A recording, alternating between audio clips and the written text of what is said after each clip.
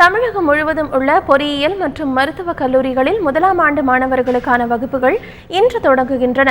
பொறியியல் மற்றும் மருத்துவ படிப்புகளுக்கான மாணவர் சேர்க்கை முடிந்த நிலையில் முதலாம் ஆண்டு மாணவர்களுக்கான வகுப்புகள் இன்று தொடங்குகின்றன.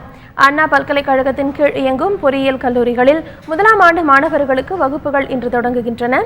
ராகிங் போன்ற ஒழுங்கீனமான செயல்களில் ஈடுபட்டால் கல்லூரியில் இருந்து வெளியேற்றப்படுவதுடன் கடும் நடவடிக்கை எடுக்கப்படும் என்று எச்சரிக்கப்பட்டுள்ளது.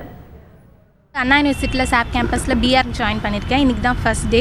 இன்னும் எதுவும் மீட்டிங் இந்த ரேகிங் பற்றி இதெல்லாம் எதுவும் இன்ஸ்ட்ரக்ஷன் தரல. இன்றைக்கி தான் ஃபஸ்ட் டேனால பேரண்ட்ஸோடு வர சொல்லியிருக்காங்க. அவங்களுக்கும் மீட்டிங் இருக்குன்னு இருக்காங்க. ஆன்டி ரேகிங் குரூப் இங்கே இருக்குதுன்னு சொல்லியிருக்காங்க. இப்போ நமக்கு ஏதாச்சும் சீனியர்ஸ் இருந்தோ வேறு ஏதாச்சும் ரேகிங்னா போய் அவங்கக்கிட்ட இன்ஃபார்ம் பண்ணாலே இல்லை ஸ்டாஃப்ஸ் கிட்ட இன்ஃபார்ம் பண்ணாலே அவங்க அதுக்கான மெஷர்ஸ் எடுப்பாங்க அப்படின்னு சொல்லியிருக்காங்க.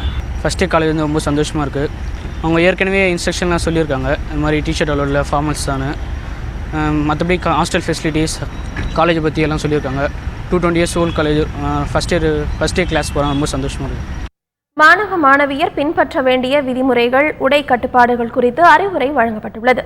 வகுப்பறையில் செல்போன் பயன்படுத்தவும், கல்லூரி வளாகத்தில் ஃபேஸ்புக், வாட்ஸ்அப் போன்ற சமூக வலைதளங்களை பயன்படுத்தவும் தடை விதிக்கப்பட்டுள்ளது.